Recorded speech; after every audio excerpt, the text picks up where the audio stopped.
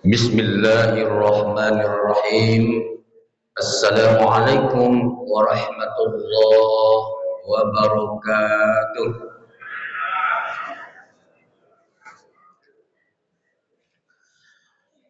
Alhamdulillahilladzi anzalal Qur'an hudan linnas wa bayyinatin minal huda wal furqan.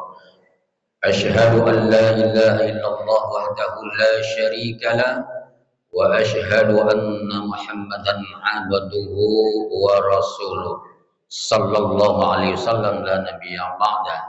Allahumma rabbis rahli sadri wa yassir li amri wahlul 'uqdatam min lisani yafqahu qawli. Yang sama-sama kita hormati, kita muliakan pengurus Masjid Paripurna Darul Aman serta seluruh jajarannya, bapak-bapak, ibu-ibu, jamaah subuh yang insya Allah dimuliakan oleh Allah Subhanahu wa Ta'ala. Tiada henti-hentinya kita mempersembahkan ungkapan rasa syukur kita kehadirat Allah Subhanahu wa Ta'ala. Alhamdulillah, kembali subuh ke-18 ini Allah Subhanahu wa Ta'ala masih menggerakkan hati kita untuk bisa kita hadir di rumah Allah ini melaksanakan sholat fardu subuh berjamaah. Mudah-mudahan ibadah kita pada subuh ini semoga diterima oleh Allah Subhanahu wa Ta'ala dan Allah memberikan pahala yang berlipat ganda kepada kita semuanya. Amin ya Rabbal. Salawat beriringkan salam kembali sama-sama kita sampaikan buat uswah terbaik panutan kita Nabi Muhammad sallallahu alaihi wasallam, dengan senantiasa kita berselawat mengucapkan Allahumma salli ala Sayyidina Muhammad wa ala ali Sayyidina Muhammad. Assalamualaikum ya Rasulullah, assalamualaikum ya Habibullah. Bapak Ibu jamaah subuh rahimakumullah. Kajian subuh kita kali ini saya akan menyampaikan tentang nasihat kematian. Insya Allah kita yang hadir ini Bapak Ibu adalah calon-calon mati semuanya. Mau didukung atau tidak, insya Allah semua kita akan melalui yang namanya kematian ini.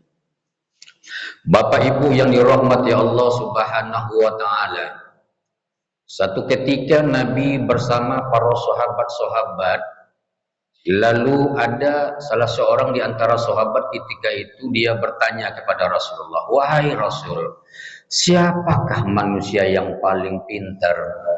Manusia yang paling cerdas itu siapa, wahai Rasul?"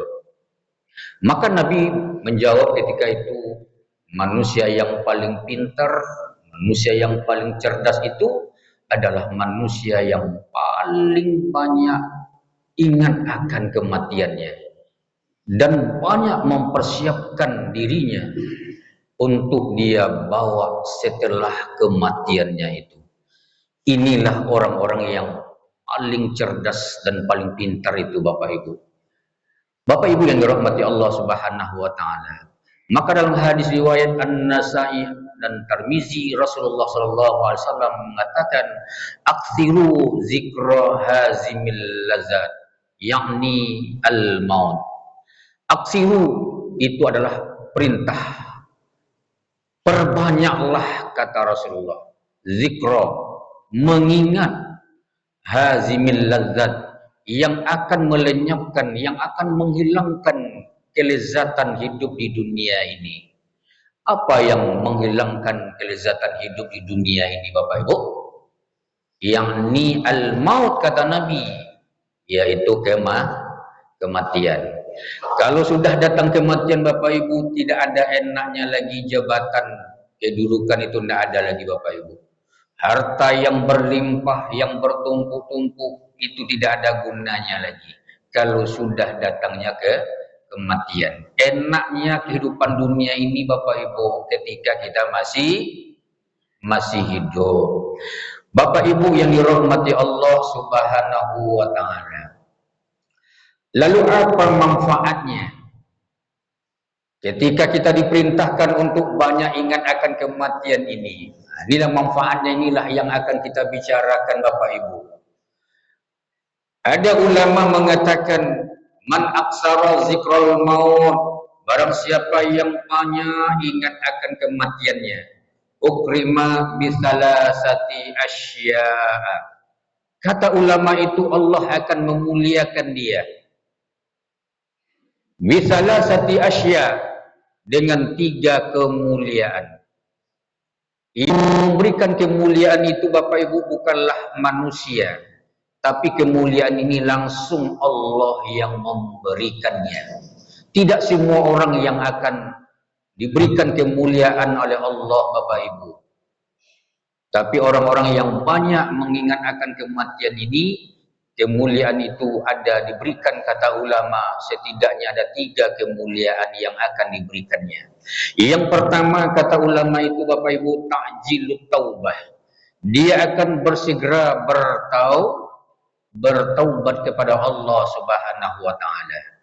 Dia tidak akan pernah menunggu-nunggu, menunda-nunda untuk bertaubat kepada Allah Subhanahu wa taala. Tapi dia segera untuk selalu dia bertaubat kepada Allah Subhanahu wa taala. Maka ayat yang saya baca di rakaat pertama tadi itu adalah perintah untuk bertaubat kepada Allah. Ya ayyuhalladzina amanu tubu ilallahi taubatan nasuha. Wahai hamba-hambaku yang beriman, kata Allah, tubu, kembali. Ini adalah perintah Bapak Ibu. Kalau orang bahasa mengatakan ini adalah fi'il amar, perintah dari Allah Subhanahu wa taala. Tubu, bertaubatlah kata Allah. Ilallah, kepada Allah Subhanahu wa taala, taubatan nasuha, dengan taubat nasuha. Taubat nasuha adalah taubat yang sebenar-benarnya, taubat yang sesungguh-sungguhnya Bapak Ibu yang dirahmati Allah Subhanahu wa taala. Bapak Ibu yang dirahmati Allah Subhanahu wa taala. Taubat dalam arti sederhananya Bapak Ibu. Karena sering saya bertanya kepada jamaah, Bapak Ibu, tahu enggak Bapak Ibu apa arti taubat itu? Banyak yang menjawab bahwa taubat itu artinya minta ampun, istighfar kepada Allah. Itu bukan arti taubat Bapak Ibu. Itu adalah salah satu syarat taubat kepada Allah. Jadi taubat itu Bapak Ibu, artinya itu kembali. Kembali kepada Allah Subhanahu wa taala. Kembali ke jalan Allah Subhanahu wa taala. Karena apa? Karena dalam kehidupan kita ini Bapak Ibu, mungkin kita entah melencenglah kehidupan kita ini. Mungkin entah kemana-mana lah perbuatan yang kita lakukan ini Bapak Ibu. Sehingga banyak jalan yang salah kita lakukan, banyak kesalahan, banyak dosa-dosa yang kita perbuat. Maka kembali kepada Allah. Karena dosa kita yang kita lakukan itu Bapak Ibu, karena kita mengikuti jalan syaitan natullah. Karena syaitan itu menyuruh kita apa yang dilarang oleh Allah. Jadi apa yang dilarang oleh Allah kepada kita itu yang diperintahkan oleh syaitan. Dan apa yang diperintahkan oleh Allah itu yang dilarang oleh syaitan. Yang dilarang oleh Allah itu yang diperintahkan oleh syaitan. Itu kebalikannya Bapak Ibu. Jadi kalau diperintahkan oleh Allah sholat, puasa, syaitan melarang kita jangan puasa, jangan sholat. Bapak Ibu yang dirahmati Allah Subhanahu wa taala. Jadi itu ta'jilut taubah, bersegera untuk bertaubat kepada Allah. Maka syarat taubat itu Bapak Ibu, yang pertama kita menyesali dosa-dosa kita Bapak Ibu. Allah Maha Pengampun, Maha Penyayang kepada kita. Tidak pernah Allah menutup pintu keampunannya Bapak Ibu. Maka di dalam surah Az-Zumar Allah katakan, "Qul ya ibadiyalladzina asrafu ala anfusihim la taqnatu min rahmatillah. Innallaha yaghfirudz dzunuba jami'a." Wahai hamba-hambaku yang melampaui batas, kata Allah. Begitu sayangnya Allah kepada kita. Allah masih mengatakan, wahai hamba-hambaku, kata Allah. Tidak ada wahai. Tidak. Orang yang aku laknat, orang-orang yang aku murkai, wahai para penjahat, tidak begitu Allah, Bapak Ibu. Wahai hamba-hambaku yang kalian melampaui batas, kata Allah. Melampaui batas dosa kita, kesalahan kita terlalu banyak, Bapak Ibu. La taqnatu min rahmatillah. Jangan pernah kalian berputus asa dari rahmatku, kata Allah. Rahmat Allah, kasih sayang Allah itu, Bapak Ibu, jauh lebih besar dari dosa-dosa yang kita lakukan. Maka tidak ada kata-kata kita berputus asa dari rahmat Allah. Sebanyak apapun kesalahan kita, seberat apapun dosa kita. Malah dalam hadis arba'in itu, Bapak Ibu, dijelaskan oleh Rasulullah SAW, sekalipun manusia itu banyak dosanya, penuh bumi ini, tidak bisa kita bayangkan lagi, Bapak Ibu. Mungkin tak adalah mungkin dosa manusia sampai penuh bumi ini, setinggi langit pun, kata Nabi. Kata Allah, kalau dia sungguh-sungguh menghadap kepadaku, datang kepadaku, minta ampun, kata Allah, aku akan ampunkan, kata Allah. Kecuali kalau dia sudah mensyarikatkanku, dia berbuat dosa syirik, kata Allah. Bapak Ibu yang dirahmati Allah Subhanahu wa ta'ala. Kemudian setelah kita menyesali, ya kan Bapak Ibu, kita banyak istighfar kepada Allah. Astaghfirullahalazim, alladzi la ilaha illa huwal hayyul qayyum wa atubu ilaih. Maka pada bulan suci Ramadan ini, Bapak Ibu, salah satu amalan yang tak boleh ditinggalkan, kata Rasulullah SAW, perbanyaklah kita istighfar, Bapak Ibu. Terutama pada bulan suci Ramadan ini, banyak-banyak kita istighfar kepada Allah Subhanahu wa ta'ala. Bapak Ibu yang dirahmati Allah Subhanahu wa ta'ala. Kemudian syarat taubat itu juga kita berusaha untuk meningkatkan ibadah kita. Jadi ada perubahannya. Sebelum kita bertobat, seperti ini keadaan kita, seperti ini ibadah kita baru. Setelah kita bertobat, nampak kesungguh-sungguhan kita ini, Bapak Ibu, untuk memperbaiki diri kita. Bapak Ibu yang dirahmati Allah Subhanahu wa ta'ala. Kemudian yang kedua, kata ulama tadi, kemuliaan yang akan Allah berikan, wa qana'atil qalbi. Allah akan memberikan qanaah dalam hatinya. Qanaah ini, Bapak Ibu yang dirahmati Allah Subhanahu wa ta'ala, tidaklah semua manusia yang bisa memiliki sifat qanaah ini, Pak. Qanaah itu dia selalu menerima dengan ikhlas, menerima dengan senang hati. Dia tidak pernah mengeluh, dia tidak pernah mengumpat. Apapun rezeki yang Allah berikan kepadanya, mau banyak mau sedikit, dia tidak pernah membanding-bandingkan dengan orang lain. Dia senang, Bapak Ibu, dia terima, dia selalu bersyukur kepada Allah Subhanahu wa ta'ala. Wa izzazana rabbukum la in syakartum la azidannakum wa la in kafartum inna azabi lasyadid. Siapa yang bersyukur kepadaku, kata Allah, Allah akan memberikan limpahan lagi, Bapak Ibu, ditambah lagi. Maka orang-orang yang paling bahagia hidupnya di dunia ini, Bapak Ibu, tidaklah orang-orang yang kaya raya, Bapak Ibu. Kaya raya itu belum menjamin orang itu akan bahagia hidupnya, betul enggak, Bapak Ibu? Orang yang bahagia itu, Bapak Ibu, adalah orang yang selalu bersyukur kepada Allah Subhanahu wa ta'ala. Itulah orang yang paling bahagia, Bapak Ibu. Sebanyak apapun harta kita, kalau tidak bersyukur kita pada Allah, pasti kita merasa kurang terus, Bu. Maka kita berusaha, kadang-kadang manusia itu mencari, tambah lagi. Kadang-kadang harus menghalalkan segala cara. Pakailah prinsip 3H. Ya kan? Apa? 3H itu halal, haram, hantam. Itulah 3H tadi. Atau istilah kita orang Minangnya TST, talatak santong tarwi. Piti orang piti awak. Ado tanah orang tanah awak. Ado bini orang itu ibu ngoten Bu. Ado laki orang itu namanya menghalalkan segala cara. Nah, jadi Bapak Ibu yang dirahmati Allah Subhanahu wa taala. Yang ketiga, wan nasyati fil ibadah. Ini kemuliaan yang ketiga yang Allah berikan kepada orang-orang yang banyak ingat akan matinya. Wan nasyati fil ibadah. Dia akan semangat untuk beribadah kepada Allah Subhanahu wa taala. Kalau kita jarang ingat akan mati, tak ingat mati, maka semangat beribadah itu tak akan ada Bapak Ibu. Ini tanda kenapa jemaah Darul Aman ini semangat dia beribadah, semangat dia mendengarkan kajian subuh ini. Nah, walaupun setiap subuh, setiap zuhur, kan itu Pak ya? Setiap tarawih lagi, Masya Allah luar biasa ini Bapak Ibu. Kenapa? Karena kita ingat akan mati Bapak Ibu. Mati itu adalah pintu yang pasti kita lalui. Nah, kemarin kan Ibu mungkin mendengar berita kematian di perumahan kami Ibu ya. Jadi selama saya tinggal di Melur Permai ini mulai tahun 2000 sampai sekarang 2026 udah hampir 26 tahun Bapak Ibu.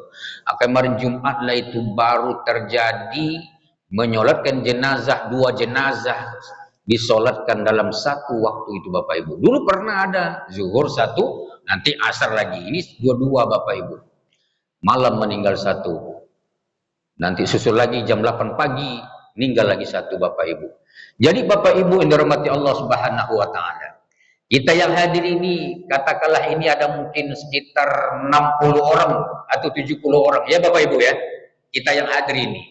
Kita yang hadir ini Bapak Ibu yang dirahmati Allah termasuk saya ini, kita bayangkan kita dalam antrian Bapak Ibu.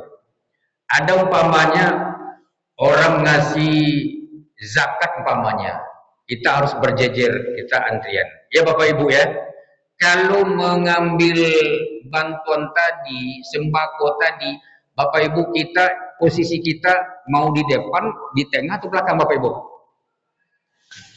Mau di depan ya Bu ya, mau cepat ngambilnya Bu ya. Ya, tapi kalau mati itu Bu, kita mau posisi mana Bu? Nomor 1, nomor 2 atau paling belakang Bu? Mau belakang katanya Pak. Kalau ngambil sembako mau di depan, kalau mati mau. Jadi kita tidak tahu Bapak Ibu. Ya, entah posisi mana kita sekarang ini, entah 1, entah 2, entah 3, atau sampai 70 Bapak Ibu. Kan itu tidak tahu kita kan? Itu akan kita lalui Bapak Ibu. Itulah pintu kematian tadi. Dan semua kita akan memasukinya Bapak Ibu. Kita tidak tahu sekarang ini. Oh saya sehat, saya masih kuat, saya masih muda. Mungkin saya di posisi belakang nanti. Ini Bapak ini yang udah tua, yang sakit-sakit ini, ibu ini yang sudah lumpuh ini, mungkin ini di posisi di depan. Dan mati ini tidak seperti itu Bapak Ibu. Mati ini ibarat buah kelapa. Betul lah Bu? Buah kelapa itu kan tidak harus tua baru jatuh dia Bapak Ibu. Mulai dari bunga, kan itu Bu ya, berbungalah kelapa tadi Bapak Ibu. Bunga berjatuhan. Bertahanlah bunga tadi, akhirnya jadi bumbang dia Bu. Bumbang maksud kita putih. Putih itu pun jatuh, lama-lama jadi bumbang, jadi kelapa muda, jadi kelapa tua. Tidak harus kelapa tua dulu jatuh Bu. Mungkin lebih banyak jatuh kelapamu. Udah, apalagi bulan puasa ini. Bulan puasa ini lebih laku, ya kan Bu ya? Lebih mahal pula harganya lagi daripada kelapa tua lagi Bapak Ibu. Karena kita semuanya bulan puasa ini pingin menikmati air kelapa. Kan gitu. Mati itu seperti itulah Bapak Ibu. Tak harus menunggu tua, tak harus menunggu sakit, sehat. Maka Allah katakan, walikulli ummatin ajal. Apa tiba masanya ajal itu? La yastakhiruna sa'ah. Tak bisa lagi diundur-undur lagi, tak bisa ditunda-tunda lagi, kata Allah.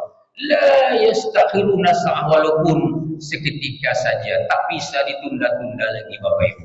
Itulah satu-satunya yang tak bisa ditunda. Betul Bapak Ibu?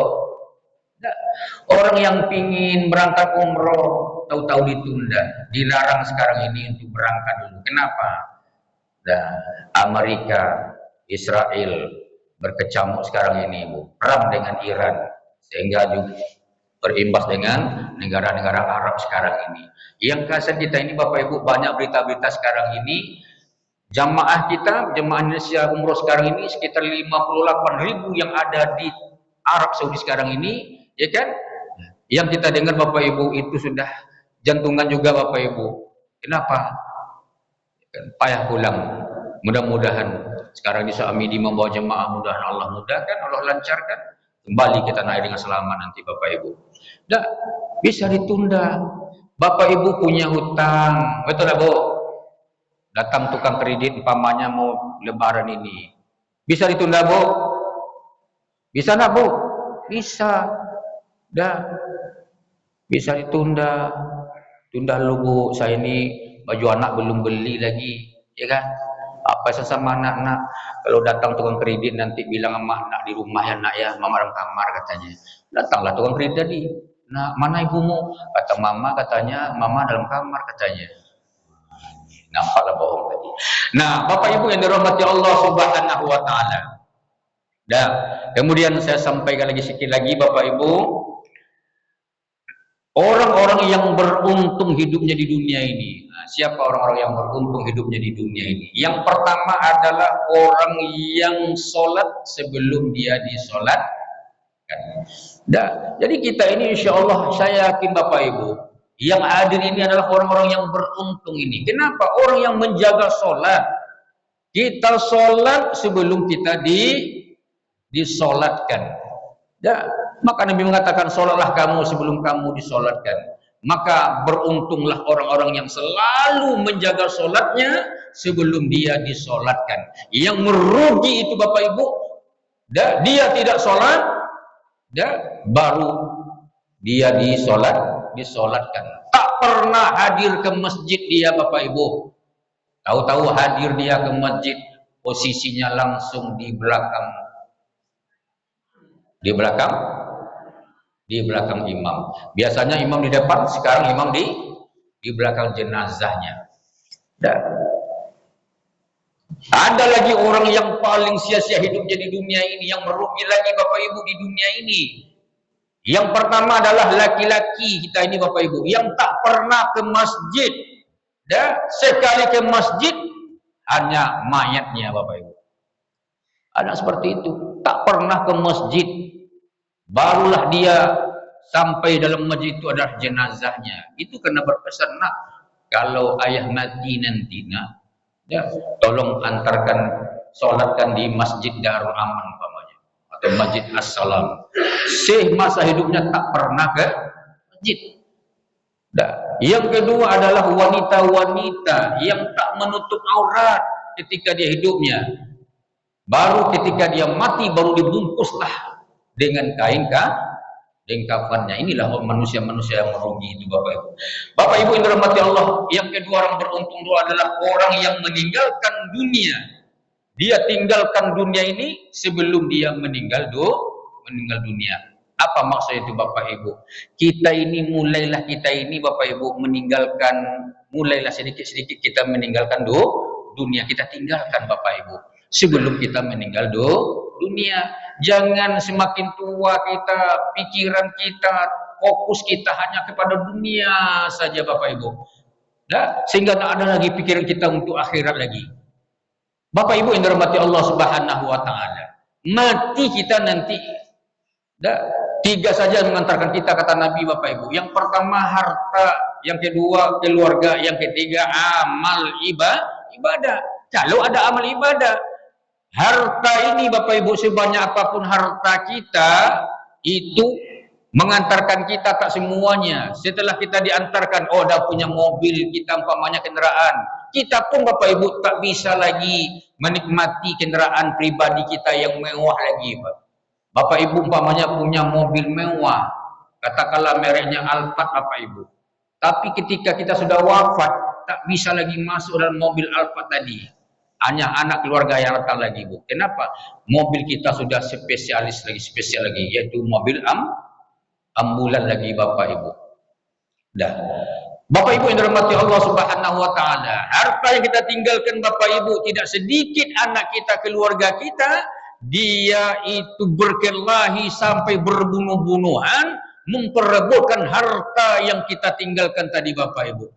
Kalau anak memperebutkan berbantah-bantahan, berbunuh-bunuhan, maka kita semakin diazab, semakin disiksa oleh Allah Subhanahu wa taala Bapak Ibu.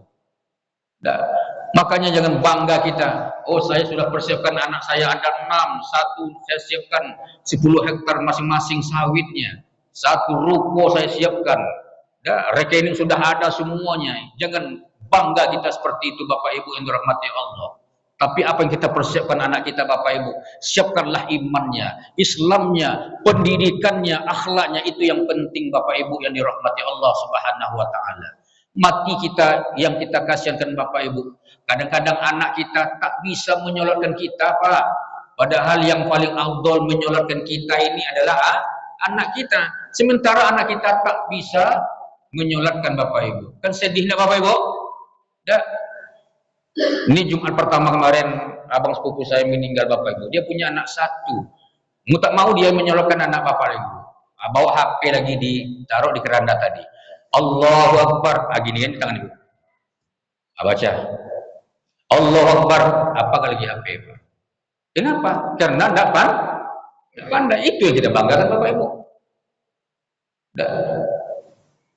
Bapak Ibu yang dirahmati Allah Subhanahu wa taala. Keluarga mengantarkan kita nanti Bapak Ibu, dia akan pulang juga lagi Bapak Ibu. Betul tak Bapak Ibu? Pulang dia lagi, paling-paling bersedih Bapak Ibu, menangis. Ada orang yang sanggup menangis 1 bulan non-stop? Berapa hari paling lama Bu? Tidak. Kalau bapak-bapak, kalau istrinya meninggal, dia juga menangis Bapak Ibu, tutuplah mukanya ini. Tapi jari itu renggang pula Bapak Ibu. Tidak. Matanya nengok lagi ini. Ini siapa lagi penggantinya nih katanya. Betul tak Bapak Ibu? Betul tak Pak? Betul? Betul katanya Bu. Iya kan? Tak boleh ada dusta di antara kita Pak. Seperti itulah, ya kan? Kalau ibu-ibu menangis nanti Bapak Ibu, ya kan? Paling-paling lamanya itu menangis 3 hari, 4 hari. Betul tak Bapak Ibu? Dah.